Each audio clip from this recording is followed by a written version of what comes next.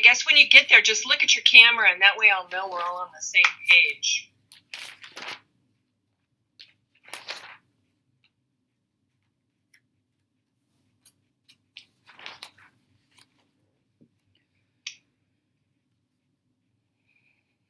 Okay, so underneath fibula, and what's really cool about the 2017 books, and it's too bad you don't have the 2017 books, is they've incorporated lines. You know how difficult it is to look at the items that are indented all the way down in this alphabetical index? Well, in the 2017 books, they finally figured out that, hey, it was really difficult to try and read it, so they put lines in so we can at least follow the lines. But for today, we can't. So we're going to look up fibula, and then we're going to go to the lower end. So indented underneath fibula, you're going to see the words lower end. And then I want you to look up the Salter-Harris type 1, and you can see it's S as in Sam, 89.31, and then you should have a dash and possibly a checkbox. Now what that tells us is we have to cross-reference that code. Period. You should be doing it anyway. Every time you look up a code, you should be cross-referencing it. I do it in my everyday coding. I will look it up in the alphabetical index, and then I am lucky enough to have an online program. I go in, put the code into my online program, and then I get as specific as I possibly can to come up with my correct code. So for this one, a type 1 Salter-Harris fracture, S89.31. Now we're going to cross-reference that. So go to S89.31.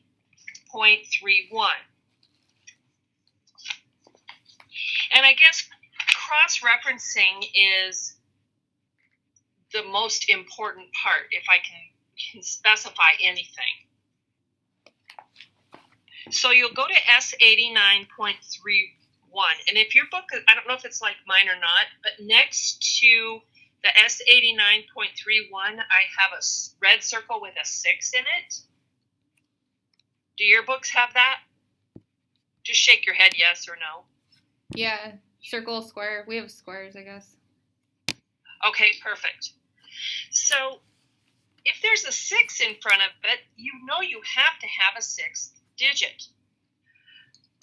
Well, this one's a little bit easy because indented underneath S89.31, we have S89.311 or 312 or 319, depending on the fibula, and it might be an unspecified fibula. I was coding today for some neurology stuff, and it was like every other code was unspecified because they were talking about a hemorrhage, and they weren't saying where the hemorrhage was. So I actually had to use unspecified codes.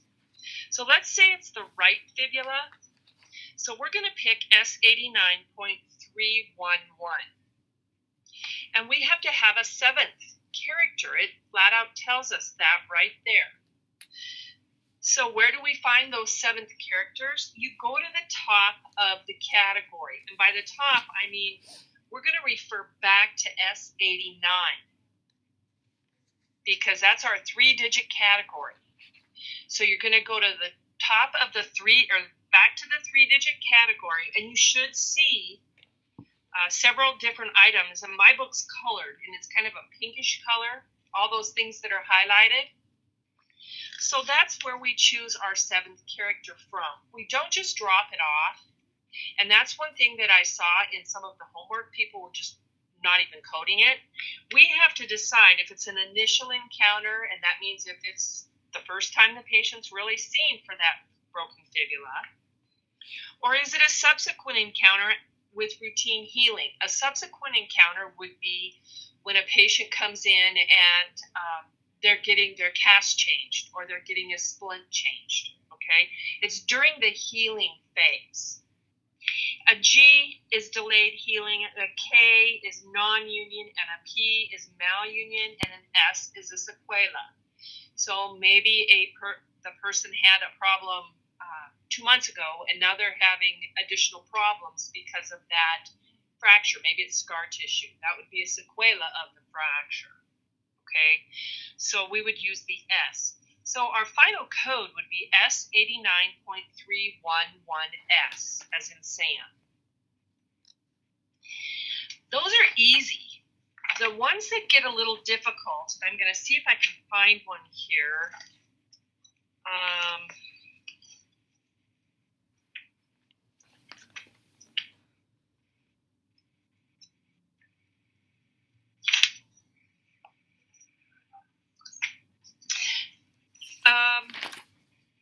I'm not going to find one real quickly here. I want to talk about the placeholders. And I apologize for the dogs that are barking outside. I've got a window open here. The X is a placeholder.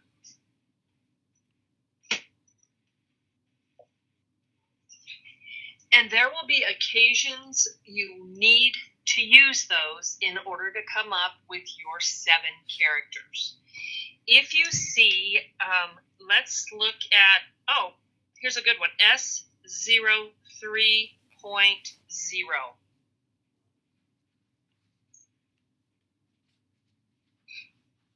Dislocation of a jaw.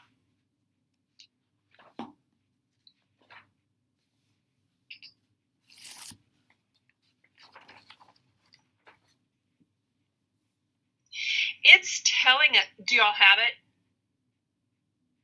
Okay, so S03.0, then it has the 7th symbol in front of that. Well, when we look below the S030, we don't see any additional characters, do we?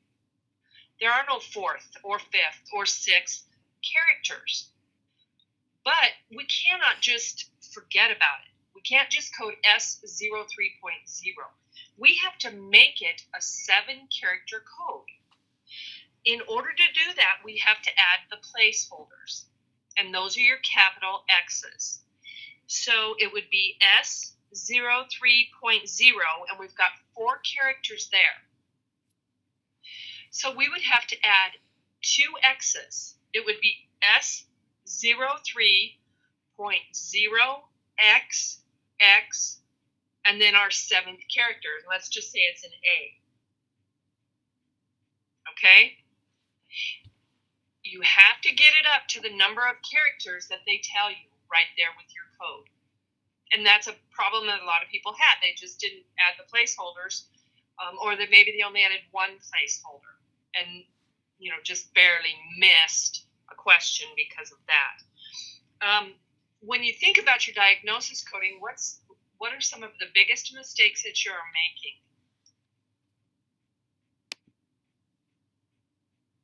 Like the S and T codes, like those additional codes that aren't really out in the open. I notice I miss a lot. Like the T, like a complication? Yeah, and just like like Z codes, I know where they are and kind of the purpose, but sometimes I even forget those. Okay, one hint about using those, if it affects the reason the patient is being seen today, you need to code it, okay? An example would be they're on a ventilator. Okay, a patient is in for a pulmonary embolism. Where is a pulmonary embolism located? Think pulmonary. Lung. The lung, okay? So pulmonary embolism will be your primary diagnosis code, and maybe they're on a ventilator because of it. So that's when you add that ventilator. If a patient's in for a broken leg, and they're on oxygen or on a ventilator, and they're not going to have surgery or they're not going to have anything done to their leg, you don't need to add that ventilator status. Only if it's going to, if it would be appropriately affecting the reason they're in today. And that, if you remember, why is the patient in today, that's going to make your coding so much easier. A lot of people will tend to overcode because they'll see a whole bunch of different diagnoses, and you really don't need to, because maybe the those other things don't affect why the patient's in today. And I think we talked about it the last time we were online. I'm not sure. We talked about, diabetes and heart disease and I can't remember what else it was, but let's say a patient's going to have knee surgery.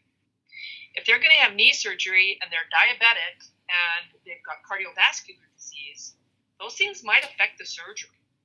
So you would probably want to code the why they're having the surgery. That, let's say they've got osteoarthritis of both knees and they're going to have a knee replacement done on one knee. So you'd code the osteoarthritis, say, of the right leg, but then you're going to code the diabetes and you're going to code the cardiovascular disease or the history of cardiovascular disease, because those are risk factors during surgery.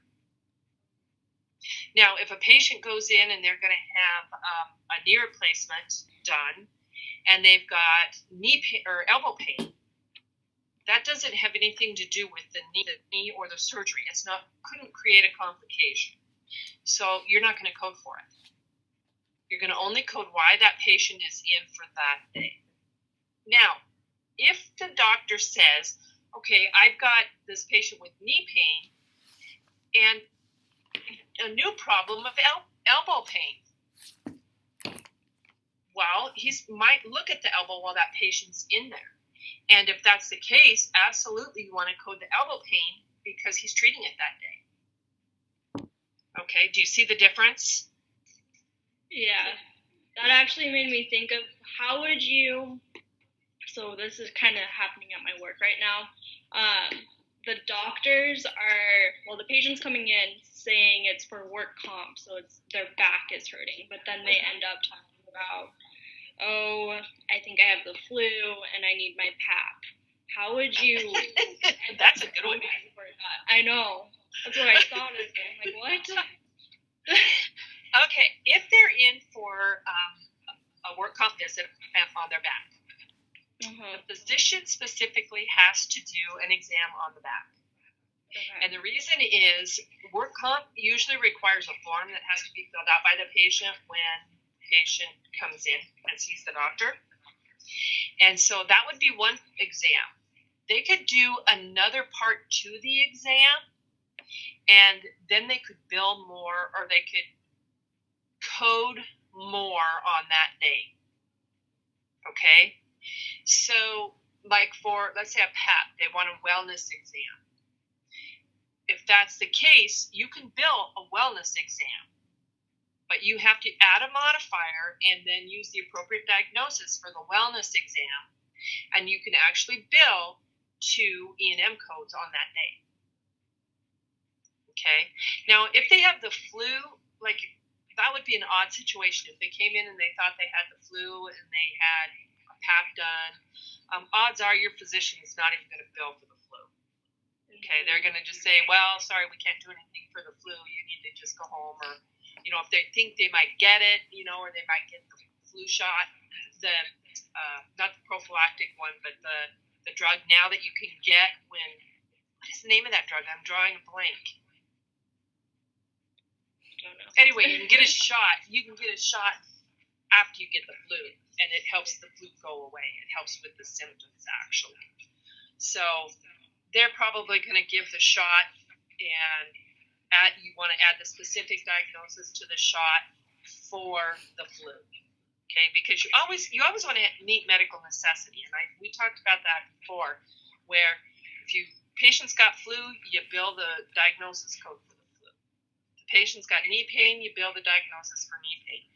If a patient comes in and has a chest X-ray, you don't bill an ankle pain. That would not mean medical necessity. Okay, they have to match. So Jordan, I know you were going to say something about diagnosis coding too. Yeah, sorry. I guess I'll be the one to admit that I procrastinate pretty bad on doing this, and that's only because I try to be. You can't do that at work. I know.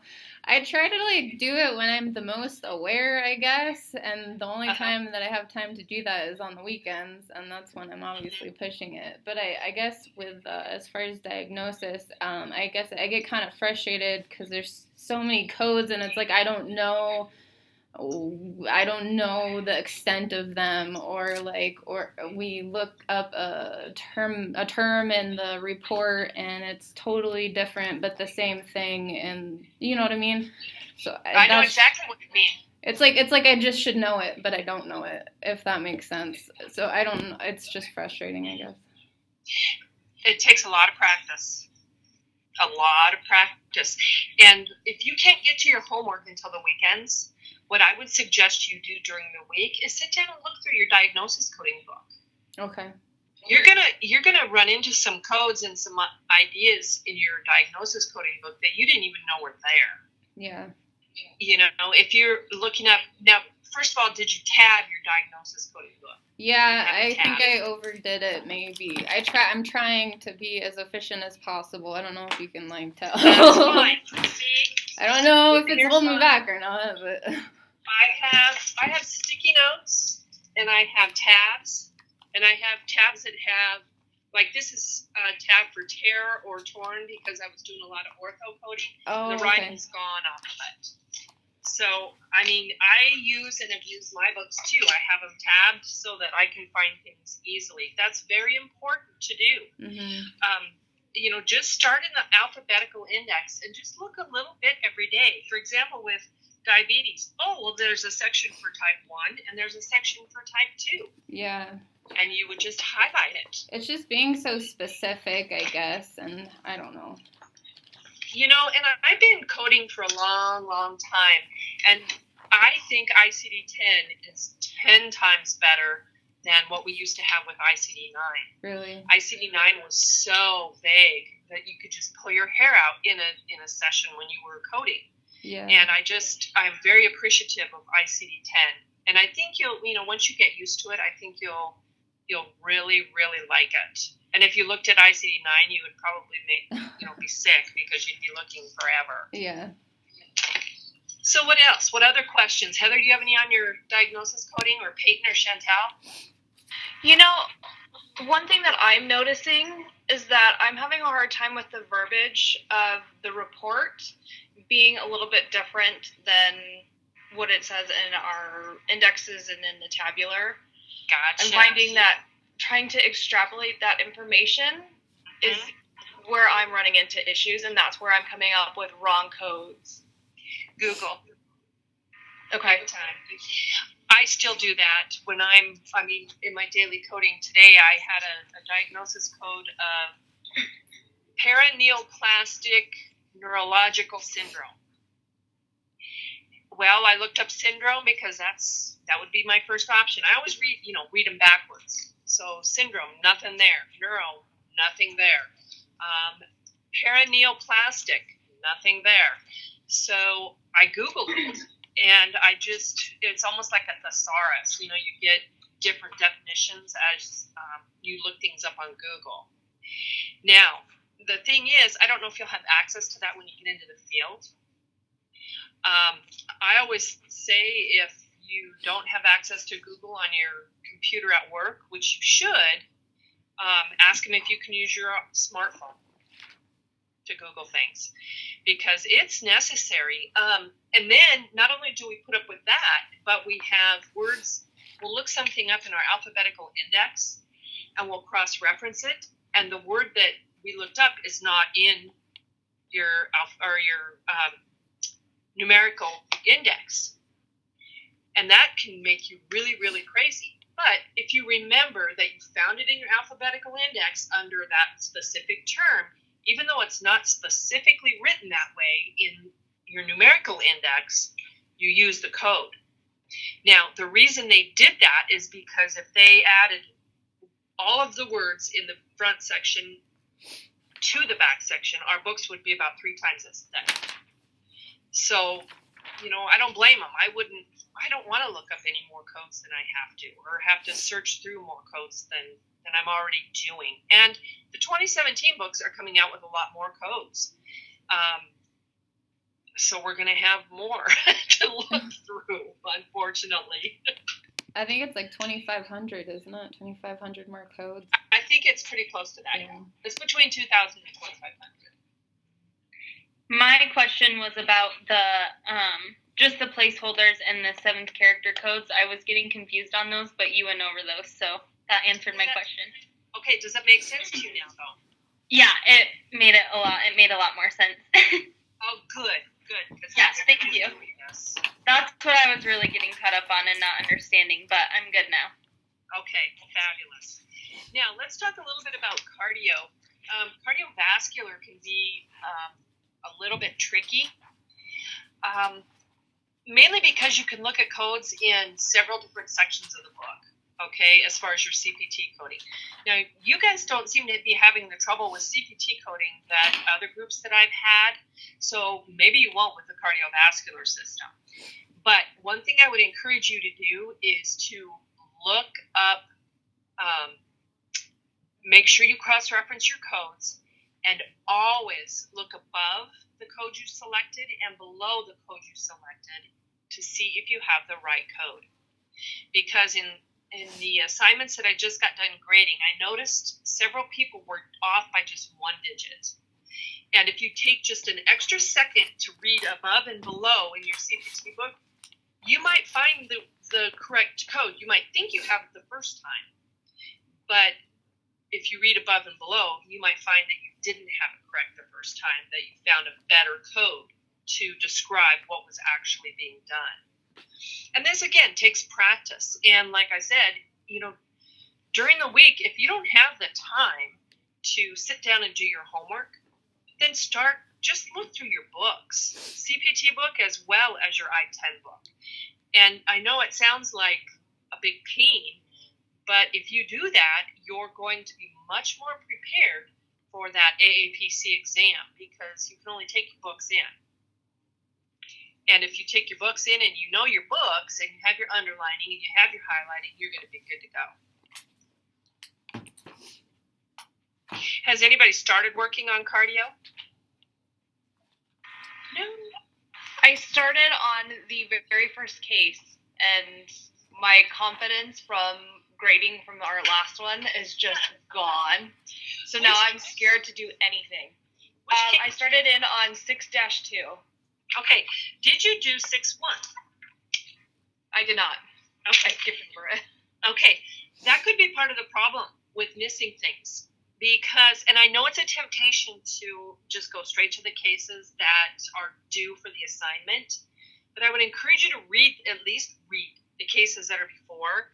For example, case 6-1 is cardiothoracic surgery, and it's a consultation. So it might, let's see, is it the same patient? Yes, it's Manuel Lopez as our patient, and he's also our patient on 6-2. So you would at least want to read through that case on 6-1 so that you get a background on your patient. Even when I'm coding for, and again, that's all I did today was inpatient stuff.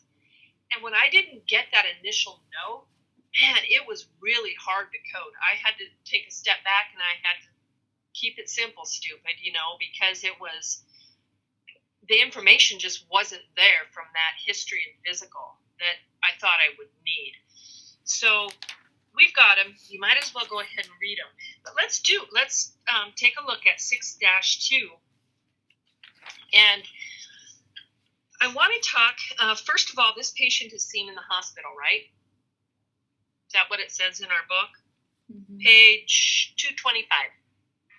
Yes, it's inpatient hospital. Yep. Okay, and our preoperative diagnosis and our postoperative diagnosis are the same, right? So this patient has atherosclerotic heart disease, and I would suggest that you circle that.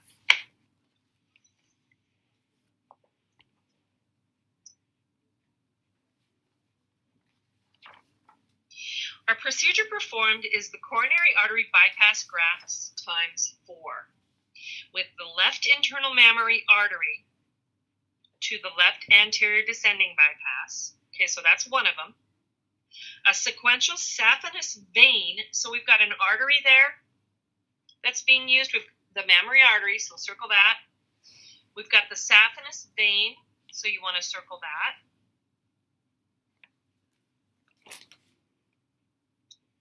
And it looks like that bypassed from the aorta to the first and second obtuse marginal branches of the left circumflex. Now, the left circumflex is, if you look at the diagram straight up, the left circumflex artery, you see there it's on the right-hand side, it says LCA. Okay, you can see where they've taken the saphenous vein and they've taken the internal mammary and done bypasses on that patient, on that heart in that picture. But they're bypassing the left circumflex artery with an ongoing graft to the posterior descending coronary artery. So then we have all of our indications, our findings in the surgery. Findings at surgery, the vein was a 4-millimeter vessel and was used in a reverse fashion. The left internal mammary artery was a vessel of good quality. The left anterior descending was 2-millimeter vessel that was of good quality. The first and second obtuse marginal were of good quality, and the posterior descending was likewise 2 millimeters in diameter and of good quality. All of the grafts were appropriate prior to closure and were placed distal to palpable disease. What that means is they're going around the diseased part of the coronary artery. So there's atherosclerotic heart disease in one part, and it would be like, I've penciled in here on my book. See that black pencil mark right there? It's really hard to see here. You see it? I put a black circle in there. Okay, that black circle, pretend it's atherosclerosis. Okay, so they're going to take that saphenous vein and they're going to bypass that crappy part in that artery. And that's how they do it.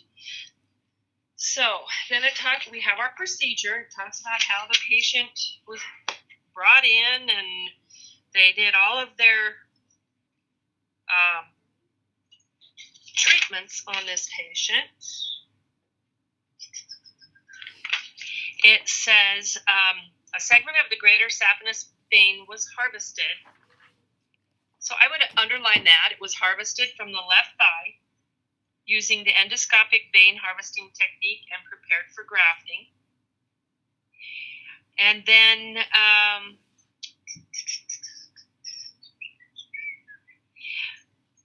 if you go down about 2/3 of the way down, it says the end of the greater saphenous vein was then anastomosed. Do you know what anastomosis means? It means it was hooked to the other artery. Okay, and anastomosis is when they join two parts. They do it with the colon. You know, they might take a section of the colon out. They'll snip, and then they'll put it together. The putting together part is an anastomosis. So, anastomosed to the proximal third of the posterior descending coronary artery.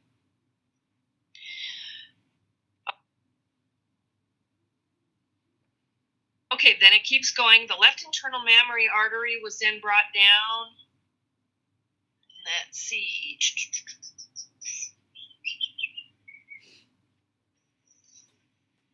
Okay, so now I want to talk about how we know how to come up with our codes here.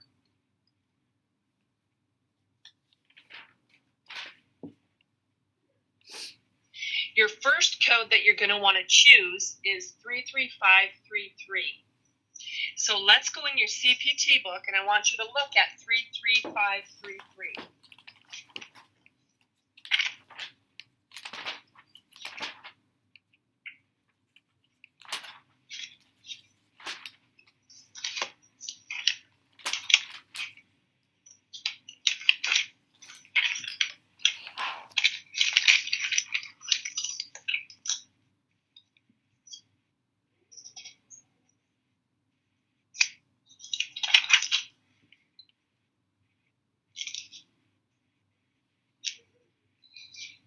Okay, the reason we're going to use 33533 is because we used an arterial graft.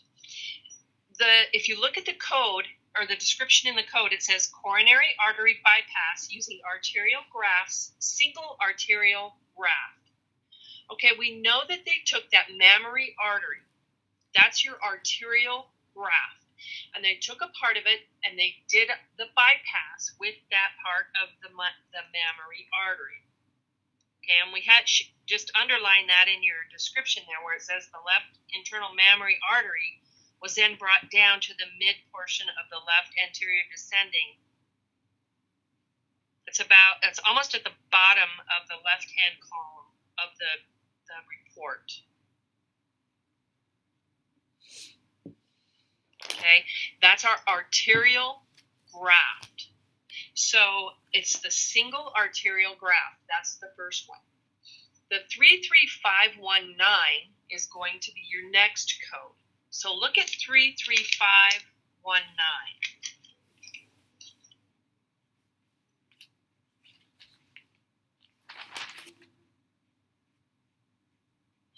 Now, if you look, you can see that it's an add-on code. You add it on, and if you read in this where it says combined arterial venous grafting for the coronary bypass up here in the blue letters in the notes, if you read in there, it's going to tell you exactly how you're going to code this report. You know, I've been coding for so many years, and people think, oh, Jess, you're such a good coder. How can you do it? You know, how do you remember all this stuff? I don't. I go back to my notes every single opportunity that I get. If I have any questions whatsoever, for example, if I was coding this note, I would immediately go back to this note, and I would read it, and I would underline it to make sure that I was understanding exactly how to code it. Okay, and a lot of that, Chantel, that comes with practice. You know, it's just practice and reading your books, and you'll get it. You know, don't let your confidence hit the bottom of the barrel, because you're going to be okay by the end of the semester. So anyway, 3 venous grafts, that's going to be your second code, 33519. Now our third code is going to be 33508.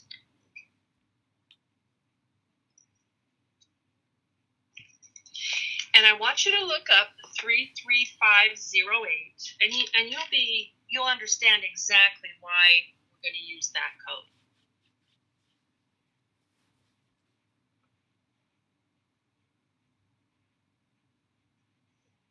So it's for the harvesting. They used an endoscope and went in and harvested. Which artery or vein did they harvest?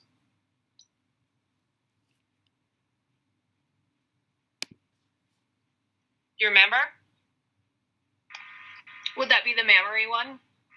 Okay, not the mammary, because if you look at the picture, let's look at this back in our text and go back to page 225.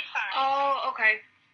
You see where the internal mammary artery is, and all they do is they just bring it down. They just snip it off and just bring it down. It must be a useless artery, I don't know. But they just snip it and they just bring it down. And they say that in our report. They say that the mammary artery was brought down. So the saphenous vein is the one that's harvested. And your saphenous vein is in your leg. So I'm going to see if I have a picture in here that I can talk about.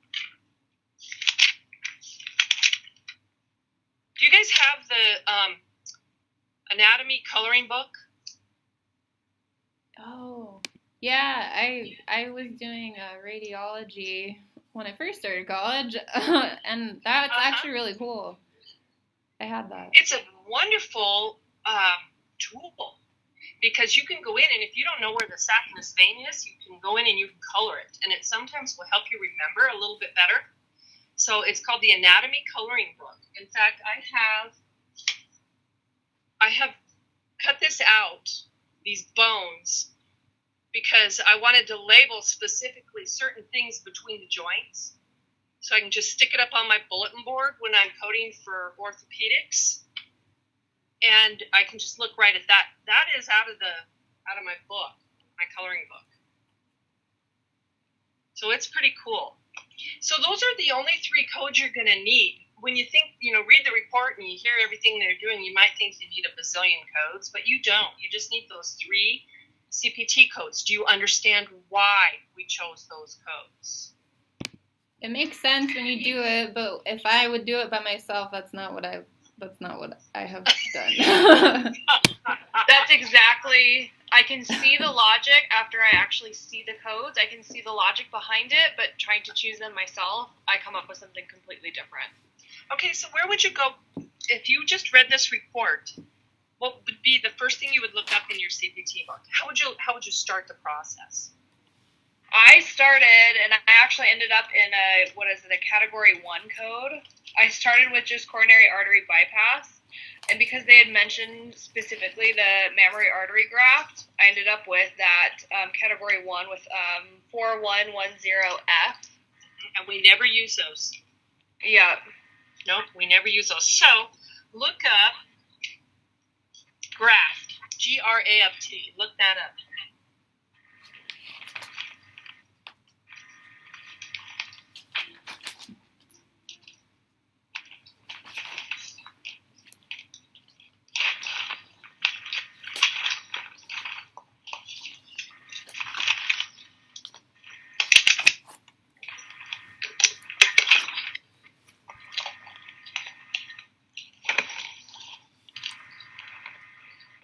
So we're going to look up graft, and then we're going to go to artery, right? Because we're doing a cabbage.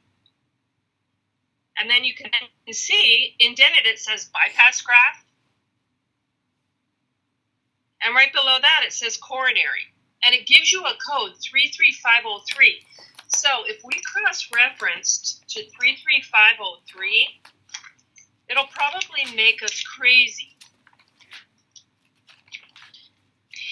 But if you take my advice and read your codes, for example, 33503, by graft without cardiopulmonary bypass. Okay, well, that doesn't tell me anything. That's a repair by graft. But I'm in the right area. I can tell that just by looking at the pictures. And then if I look venous grafting only, well, I know it's not a venous graft only because it tells me they used the mammary artery and they used the saphenous vein. So if I read a little further, oh yeah, combined arteriovenous grafting for coronary bypass. You know you're in the right section right there. You just have to look down and find your code that's going to be appropriate. And when it says these are all add-on codes, if you look at what we say, 33519, if you look, and this is kind of a tricky one because you have to look up at the top of the page, and in parentheses it says use 33519 in conjunction with 33533 through 33536. Okay, so we know that we've got the 3 venous grafts. Oh yeah, we have that code. That's one we know we're going to use, 33519. But now we have to find the lead code. So we have to go over and choose one of these 4 codes. Does that make sense? Yeah, but I probably would have chosen 33536 because the first thing that you see in the report is the coronary artery bypass graft times 4. So that's what you know what I mean? I know exactly what you mean. That, again, is why you don't take that at face value. Okay. I mean, that's a helper phrase. You actually have to read the report in order to know what's going on with this patient. I think I just get overwhelmed with all the information. You get what? Overwhelmed with all the information. I'm sure. So it's I'm hard sure to you do. figure out what's important, I guess. I Right. get that way too. Then I think everything's important. Yeah. Because I don't want to miss something. Yeah. I know. you're saying. And Peyton, I think you do a lot of extra coding, don't you? Yes, too much. Yeah. Part of my problem is knowing what to pick out and what not to pick out. Okay.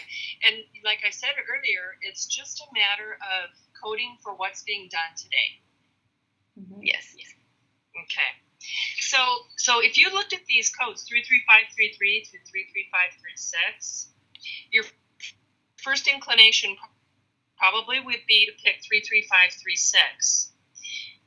But if you had found 33519 first, and you Oh. knew that you needed to use that because of the saphenous vein, would you still pick 33536?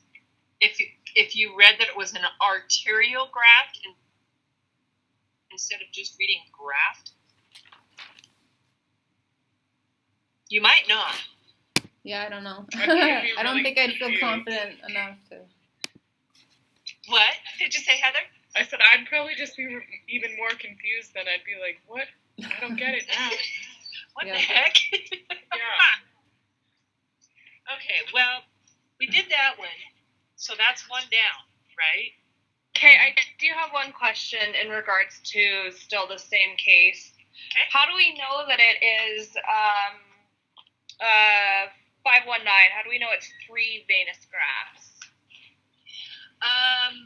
Because I'm reading my rationale here. 33519 represents not only the vein portion of the bypass procedure, but also the obtaining of saphenous vein, via open approach for grafting, which means we got it. And then the 33508 is our add-on code that we can use because of the scope. And the 33519 is determined by counting the number of distal anastomoses.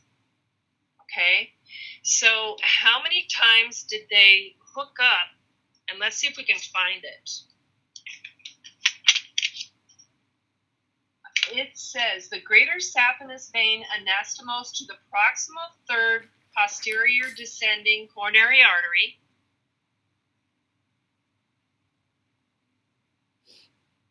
So that would be one anastomosis. You might want to circle that, the word anastomosis.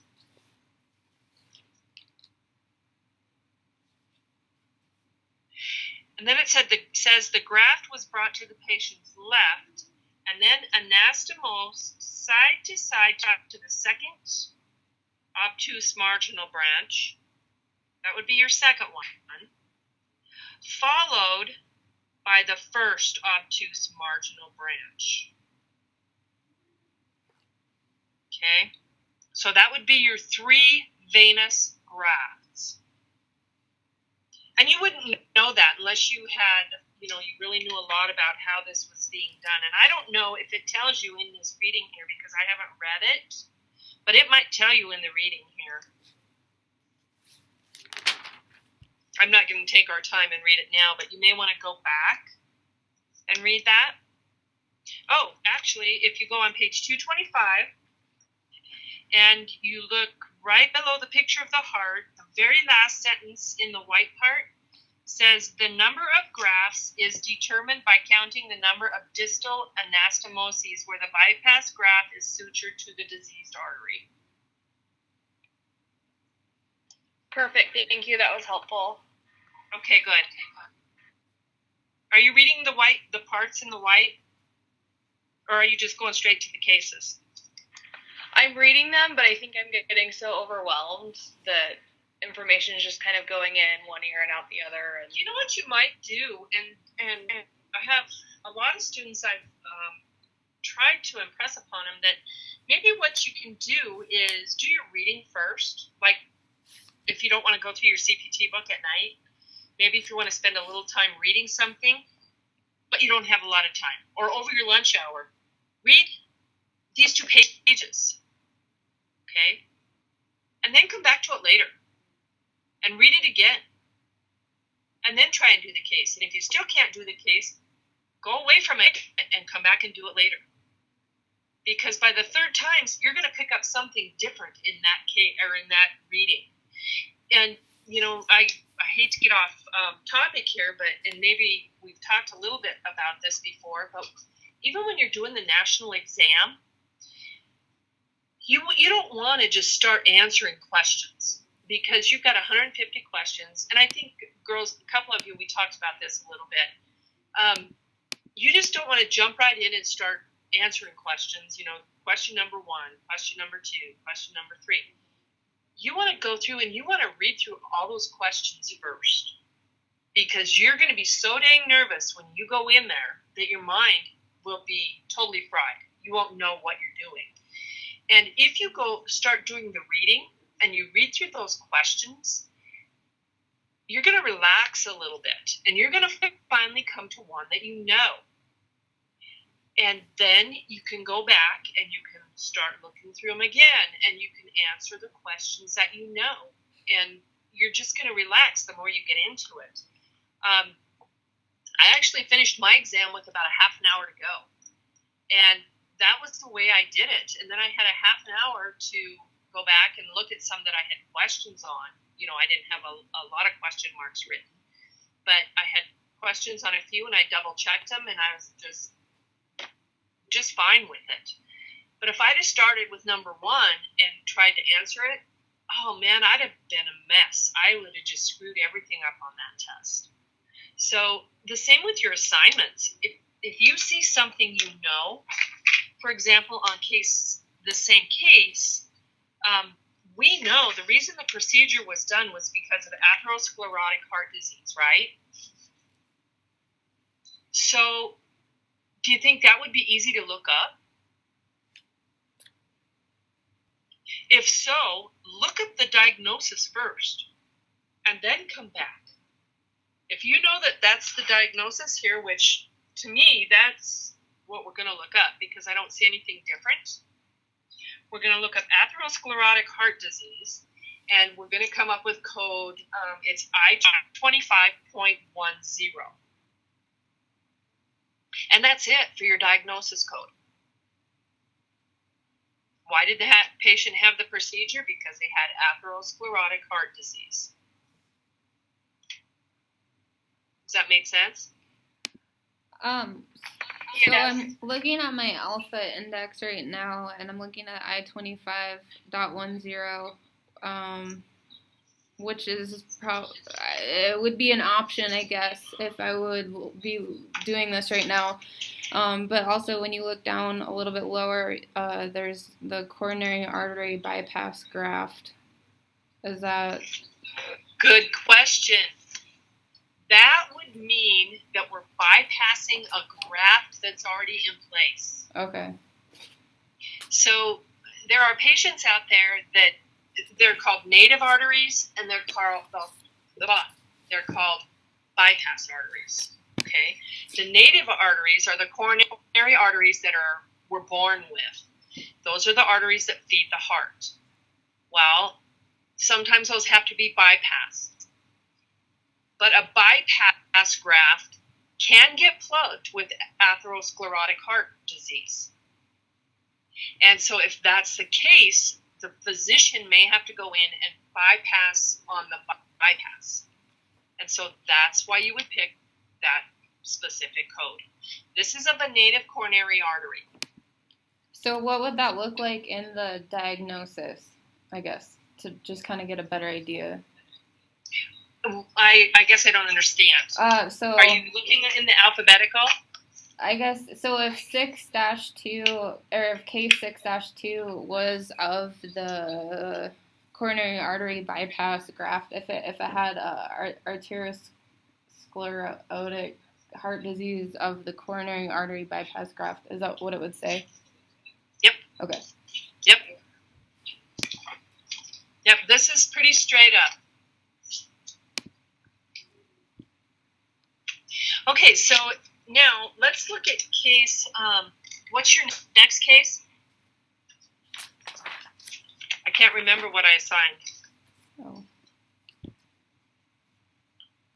Anybody know? I'm pretty sure it's evens. I'm recording right now, so I'm It's nervous. 2, 4, 8, 12, and 16.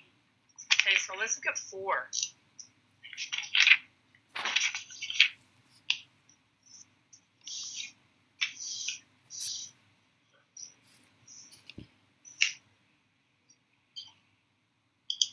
And then, Jane, since I'm recording this, is there a certain time you would like me to share this since we're kind of going over our assignment? Are we going over our time?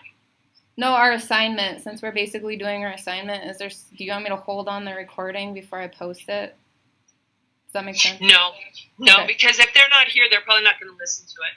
Okay. So some people will, but just history, has told me that if they're not here, they won't listen to it. So, okay, let's do 6-4.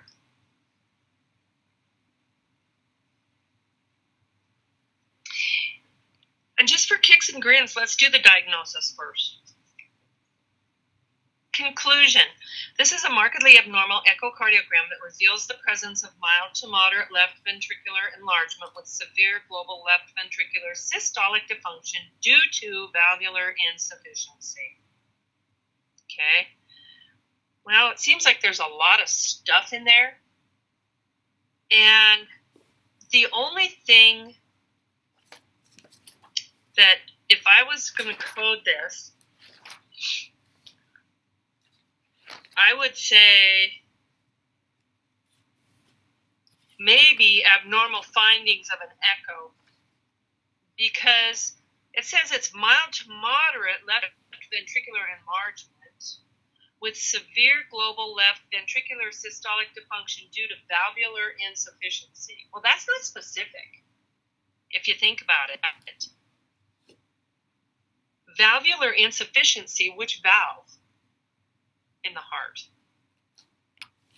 So I'd go to number 2. And number 2 and number 3, those are pretty specific. It's almost like the physician had second thoughts and said, oh, well, that wasn't very specific in number 1, so I'm going to get specific in number 2 and in number 3. Okay, because he talks about the aortic insufficiency, that's the aortic valve, and then the mitral insufficiency, so that's the mitral valve. So there are 2 diagnosis codes that we're going to need. Okay, so look up the first one, aortic insufficiency, and remember we're talking valves, we're not talking about the aorta. So aortic insufficient. I can't talk, sorry. It's I-35.1, but that's without including the indented. Look up insufficiency. And then aortic valve. I found I-35.1 also. Okay, so let's start with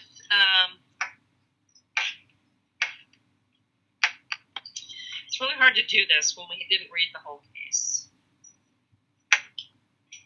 because of the tricuspid. Do you see over there on the left where it says tricuspid insufficiency and pulmonary insufficiency? Yeah. Okay, because those are going to be a part of our diagnosis codes. We're going to look up insufficiency, mitral valve. Let's start there. Insufficiency, mitral valve with aortic valve disease. I got I-08.0. Okay, so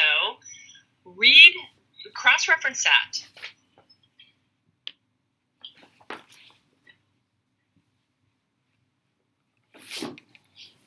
Rheumatic disorders of both mitral and aortic valves.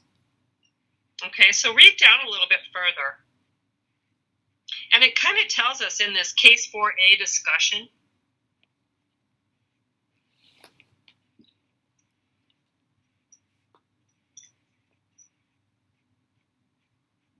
They really give us the answer here.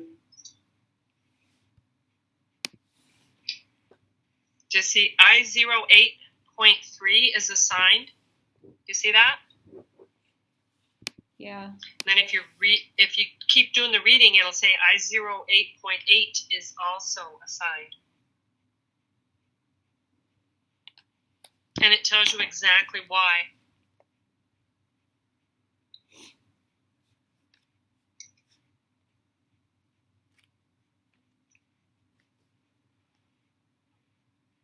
So, this is an echocardiogram, and it's a Doppler echocardiogram. So we're going to look up in our CPT book, echocardiography, Doppler.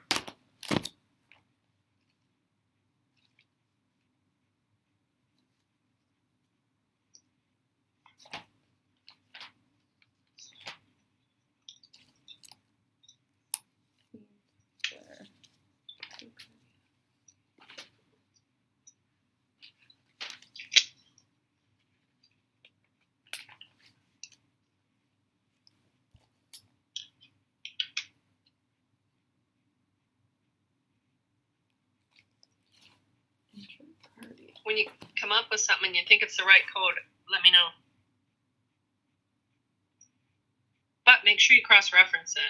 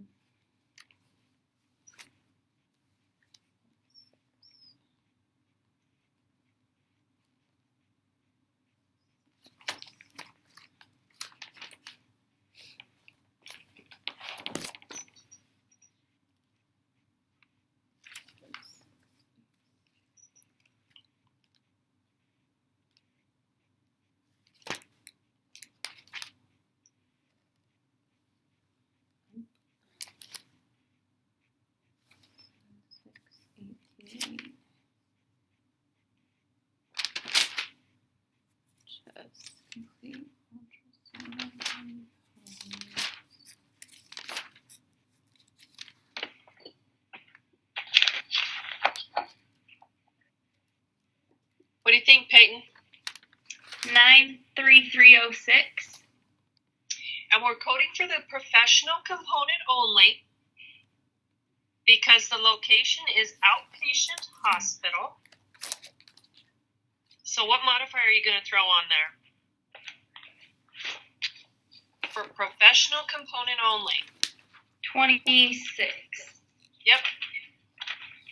And that's all you're going to code. 93306-26.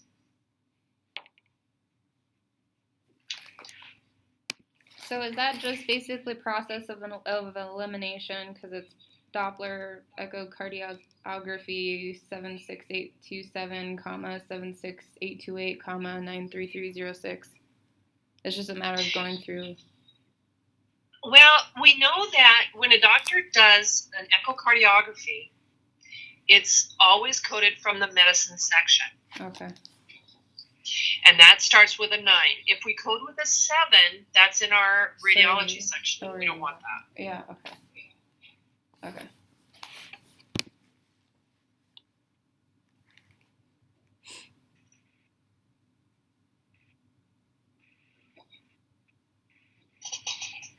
Any other questions on that one?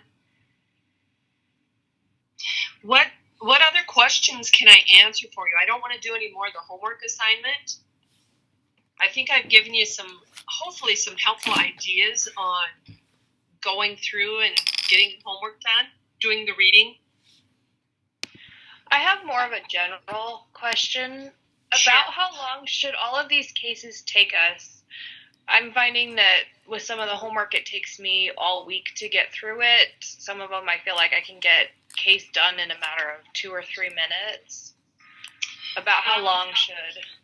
That's a really good question, and time should not really be a factor right now because you're still learning, and learning does take a while. When you get on the at a job or out in the field, they may expect you to eventually get done 10 cases in an hour. that's what I make for a goal for myself. And I have been coding for, it seems like 100 years.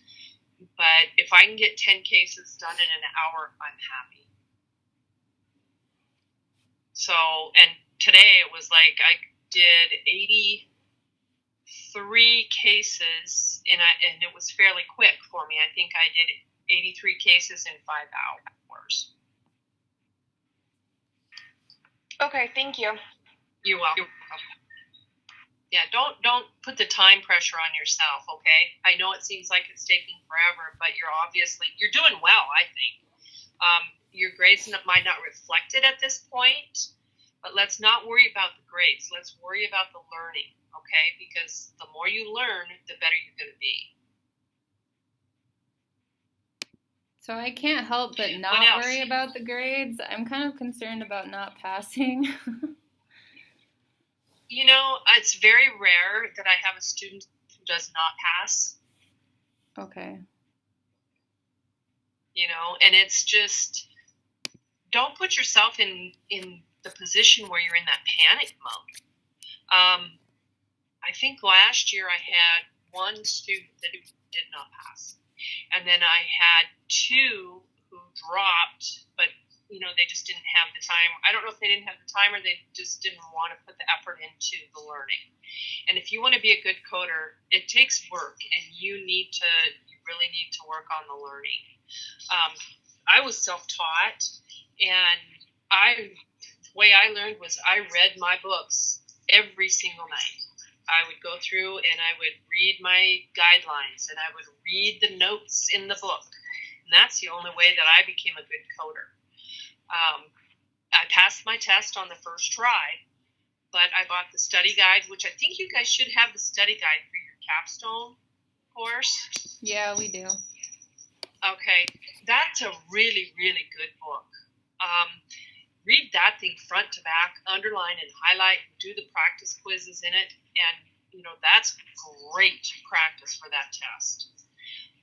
And again, like I said, read your coding books, read the notes, you know, for example, the things in parentheses, like where it says on 33521, it says list separately in addition to code for primary procedure, and then it tells you right below that what the codes are that it can be used with. Okay, know those kinds of things, like to look for the things that are in parentheses. Know to look down at the bottom for, you know, help in deciding which code to pick. It's just all about the guidelines. It's all about the notes. It's all about, you know, the parentheses and the bullets and the plus signs. What else? I think I'm just stressing myself out so much that I'm overthinking the homework and making it more difficult than it needs to be, maybe. Okay. So what are you going to change this week then so that you don't stress yourself out? Well, today I went and did part of my job shadowing, and I think that calmed me down a little bit because she kind of said, you know, don't freak yourself out. You know, take a deep breath, you know this stuff, you know, and she kind of reinforced the fact that, you know, you'll get it with time and that it's not really that easy right away. And it was nice to see somebody do it, you know, sit next to him and watch him do it. And it kind of calmed me down a bit. Where did you go for your job shadow? I live in Miles City, so I went to the hospital here and watched somebody do it for 4 hours today. And then I go next Monday and watch her again. But it was really nice to sit with her and watch her do it. I found my job shadow to be really helpful too. Well, you know, it's amazing that, you know, you really know a lot. Think about where you were when you started this process. Yeah. You know, I mean, did you even know how to look anything up? Probably not, unless you have actually been in a physician office before. And so give yourself some credit. You've really done a good job to even get to this point. So, yeah, hang in there and don't be so hard on yourself, because I still struggle with some things. And like I said, I've done this forever. And anybody you talk to that's a coder will tell you the exact same thing. They have struggled and struggled, and they still do. Now, if you're a member of the AAPC, you can attend the our local chapter meetings here in Billings, and we have those on the third Saturday of the month because we know people come from Miles City or Forsyth, or we've got a lot of people that come from different areas. We have people that come from Bozeman to our meetings. But it's 10 o'clock until noon, third Saturday of the month at the Billings Clinic. And they're very informative, and you can find a mentor there. So if you can, try and get to one of those meetings. This month we're not meeting because we had a conference at the beginning of the month. And so the next meeting will be in November. And once you become a member of the AAPC, you will start getting email reminders about the meetings. And they always include an agenda, and they, what's going to be gone over at the meeting and how many CEUs you can earn. Because once you become certified, you have to earn CEUs. And so it's the best place to do it. It's cheap CEUs, trust me. Yeah, and she actually had me do 5 E&M coding cases with her today. She used the same form as you, and she said when she started, she was like, I had to use this until I was really good at it. And she's like, she made me a whole bunch of copies, and she's like, here, start practicing. And it was scary at first, but she had me do 5, and she was like, you're pretty good at it. And I was like, no, I'm not. And she's like, actually, you are. Yeah, you're better than you think you are. That's awesome. It was pretty cool. Anybody Yeah, else that's really have any awesome questions? that she interacted with you like that. Hello? I said, yeah, that's really awesome that she interacted with you like that. Heather. You had a good experience. Yeah.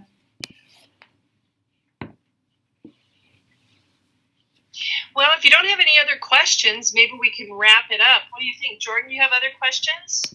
No, I'm good.